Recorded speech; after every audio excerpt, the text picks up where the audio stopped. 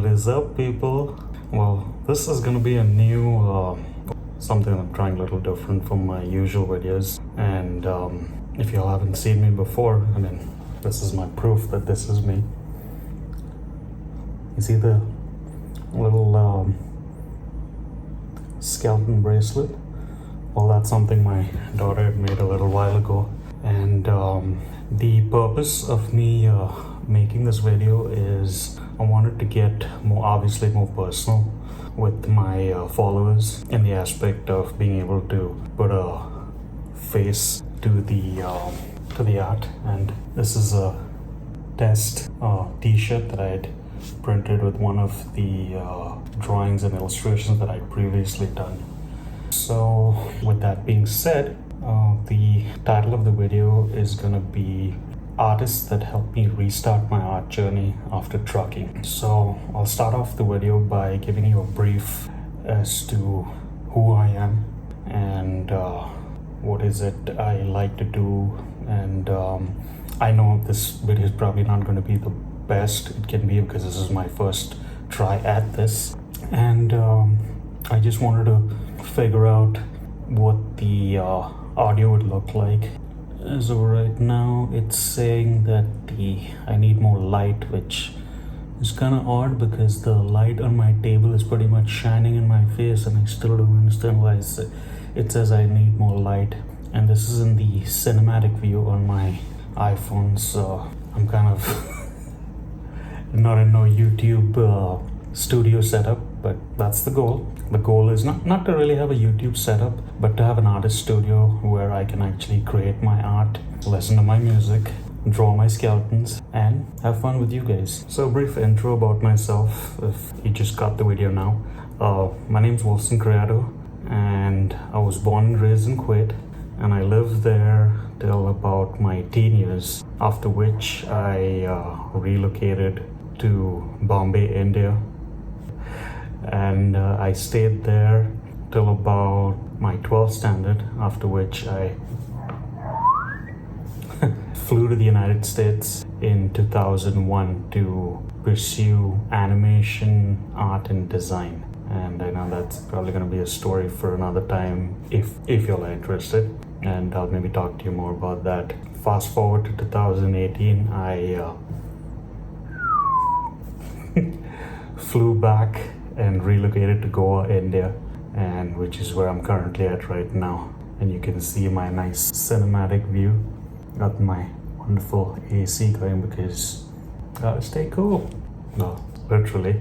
Anyway, I'm getting carried away. So let's start the video with what I had originally planned to. So I went ahead and made some bullet points to keep me in check so I don't keep rambling on. And the artists that kind of helped me got my art journey started, I've broken it down into 1, 2, 3, 4, 5. So there's like 5 artists that really got me started on this journey. Number 1 is Skizodraws. That's the name of the YouTube art channel. And how I found his videos is, being on YouTube and just scrolling through it, and it was actually a recommended video. And when I did find his channel, it was very soothing just to listen to him just speak. I think the first video that I ever heard and or watched of his, it reminded me of a picture of Bob Ross and a person that does doodles, and if you were to mash them together, that's pretty much what you would get, because he starts his drawing and he starts the doodles, and it's very soothing to listen to him as he talks and he doodles. In my mind, I was like, that's kind of something interesting. That's something that I would love to incorporate him in. I have my Gorilla tripod, which is this thing over here, and I want to possibly have it focus on my iPad, which is over here down, which I'm looking at the tabletop, and have that be as part of my drawings, and see which is a view that I'm more comfortable doing with. Coming back to what I was saying is how he got me interested in art, or starting back art, is pretty much kind of like, you know how when you have something that you do on a daily basis and you just quit doing it, and then all of a sudden, like say some life happens and you come back to it. I mean, it's not like you can just pick up where you left off. And for me, the best way to summarize that or put that is learning math. Math has always been my challenge, and every time the recess bell used to ring, and I used to look at my little book and look at math, and I was like, man, I'd much rather watch paint drying than have to do math. But as always, math is something that you need, which I get the addition, I get the subtraction, I get the multiplication, I get the division, but you say calculus to me, my brain goes woo woo and I'm out after that. But as I said, I'll try my best to stay on track, which is why I have these bullet points in front of me. There was this one video I think he had where it says, I think he titled the video as "What is doodling?" or "How do you doodle?" And all I did was I just found the video, started playing it, and I just started with a simple line on the page or on the paper. And before I know it, at the end of it all, I had my first ever doodle that I'd ever created. I'd never done a doodle before. I didn't even know what a doodle was until I Googled it and actually found out what doodle art is, which is really interesting and really cool if you look at it. Because it's amazing how you can put simple little things together and make something so complex. Like you can start with these little monsters, and then you can throw in like a little building, and so on and so forth. And which is why I think I put him as one of my first artists that really inspired me to start drawing, is because honestly, to be an artist and to not have something creative like naturally spark up here it kind of I don't know, how do you want to put this? It was kind of like an aha moment, and I'm like, oh my gosh, it's like I'm so glad that I found this channel and I started with just a line, and then that's what kind of got the creative juices kind of working, and the brain was like, aha, I know what this is. We did this a while ago, so this is how I started. And that's pretty much how Peter Draws or the channel kind of helped me, is the fact that on how simple his setup was. All he did was he has a camera set up on his table facing down. He would start with the regular A4 size printer paper and just doodle along. And each one of his doodles is so intricate, and it's got so much storytelling, which is something I really want to get good at. Because I know my wife tells me this. She's like, oh gosh, she's like, you can freaking talk to just about any person. If I meet somebody and you are one of those people that ends up being a don't say it on YouTube. Obviously, I'll try to taper back the conversation and be like, hey, have a good day and blah blah blah. But that's what I would like to say about him is, is he really got me to not just start drawing, but to actually start with the basics, and that's really what you need when you draw. Take two. If you're wondering why I'm saying take two, is because the other half of this video was recorded yesterday evening, and today is take two. And as I've already told y'all in previous videos, I live in a full house, the Indian version, and gosh,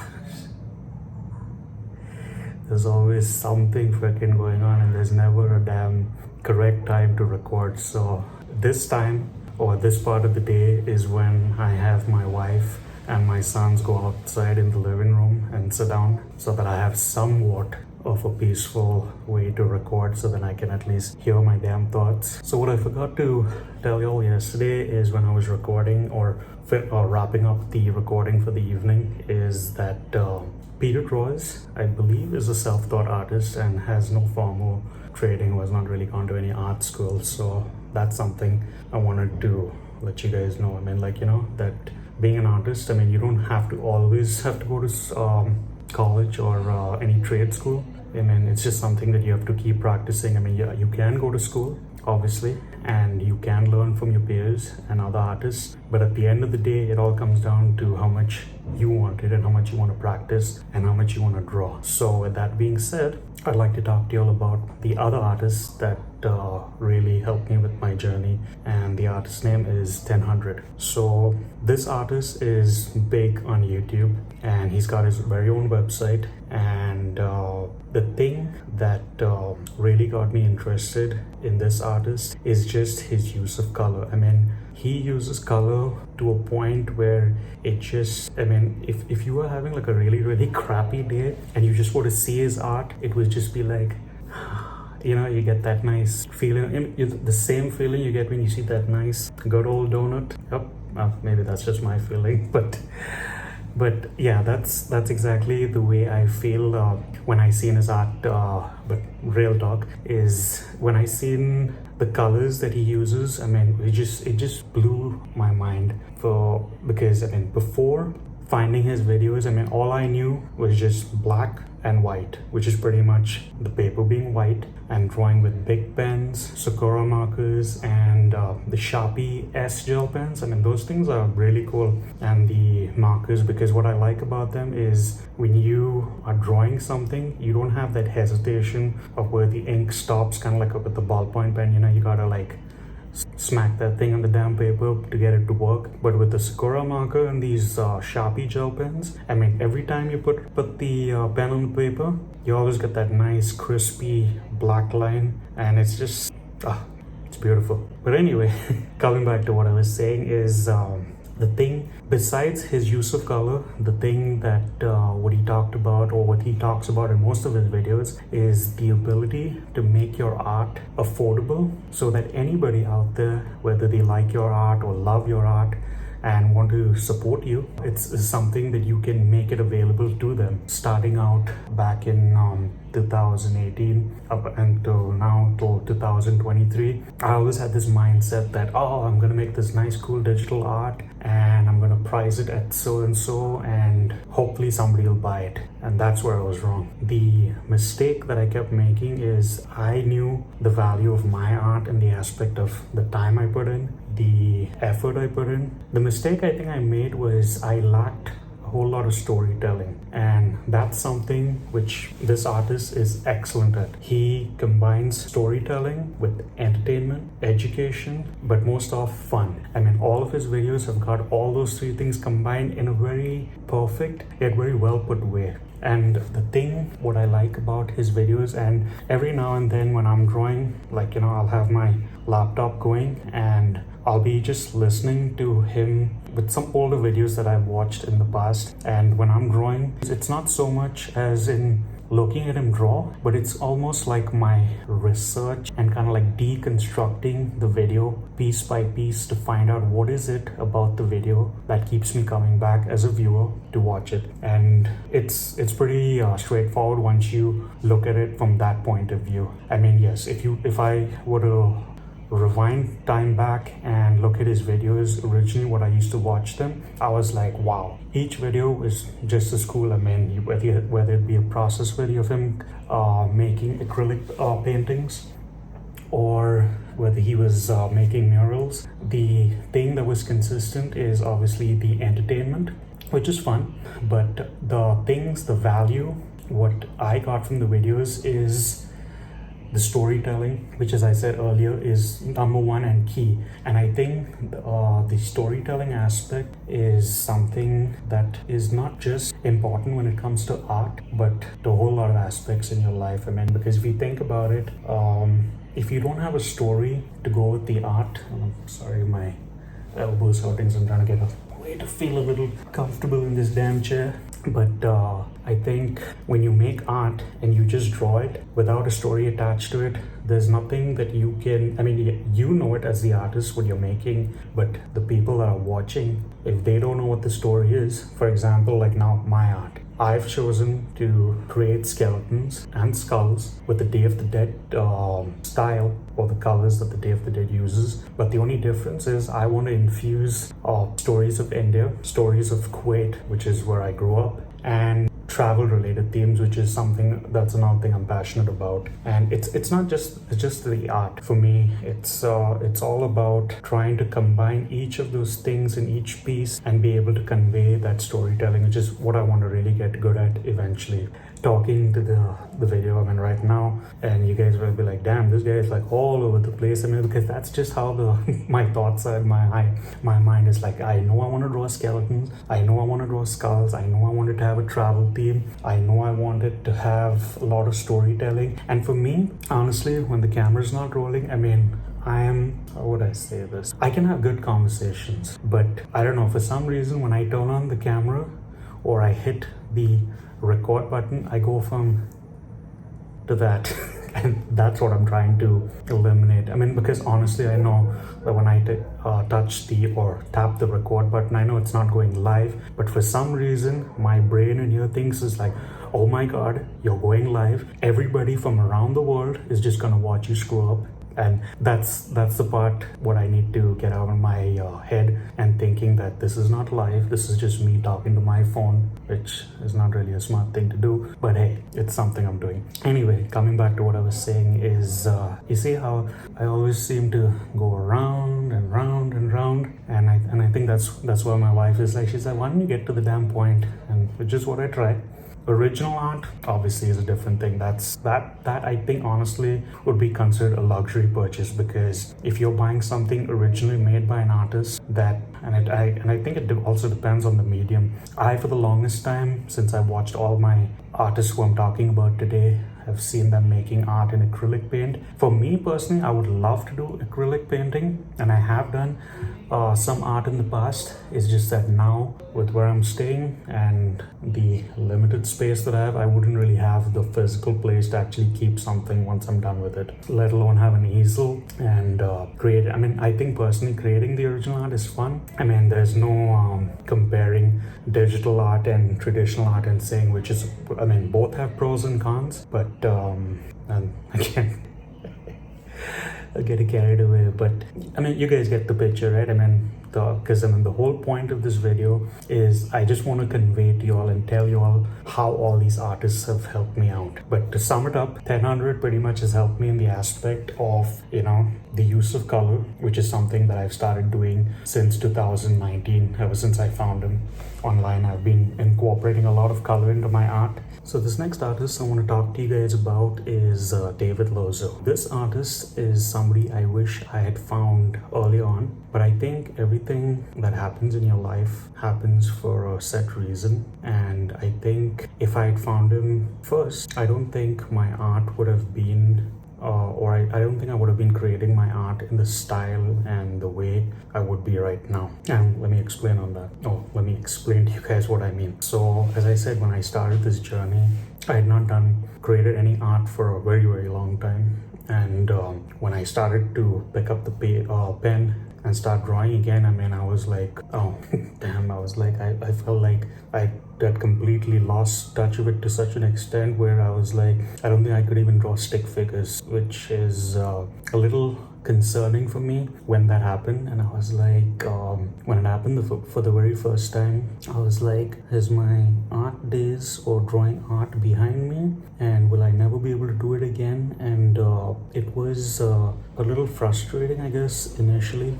And I think that's when I started going on YouTube and, you know, just binge watching videos when it came to art. David Lozeau is definitely got to be the artist that I really, really aspire to be like, in the aspect is because he creates skeleton art, or skeletons and skulls. But the thing that really, really inspires me is the fact that he lives in California. He has his own house.